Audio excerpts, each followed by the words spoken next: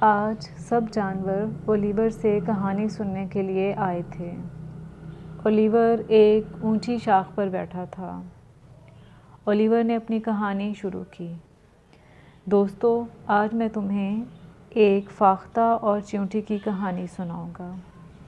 ایک دفعہ کا ذکر ہے، دریا کے کنارے بہت سی چیونٹیاں رہتی تھیں۔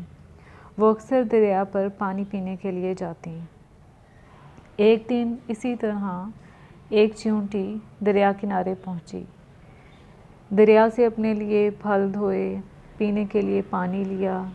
چیونٹی اپنے کاموں میں مصروف تھی کہ اتنے میں دریا کی ایک لہر آئی اور چیونٹی کو بہا کر لے گئی۔ چیونٹی نے مدد کے لیے پکارنا شروع کیا۔ اس کی ساتھی چیونٹیاں پریشان تھیں، لیکن وہ اس کی مدد نہیں کر سکتی تھیں۔ پاس ہی درخت پر ایک فاختہ بیٹھی تھی۔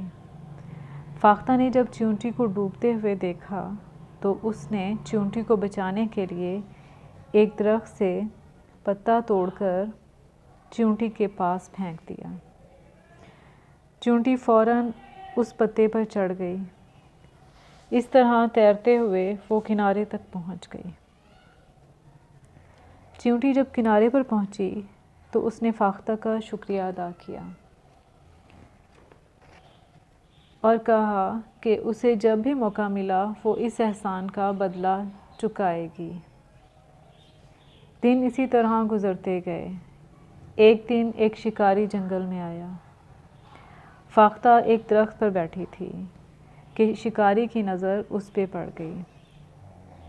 دوسری طرف چیونٹی نے جب شکاری کو دیکھا تو اسے خطرے کا احساس ہو گیا۔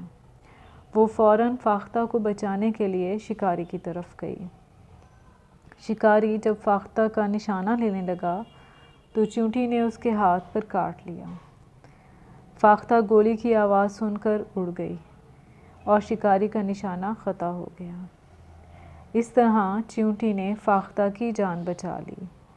اولیور نے سب ساتھیوں کی طرف دیکھا اور پوچھا، پیارے دوستو،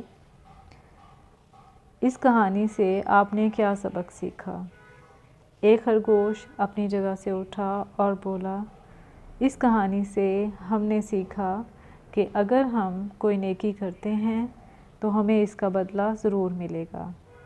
سب نے بہت خوش ہو کر کہانی سنی اور اولیور کا شکریہ ادا کیا۔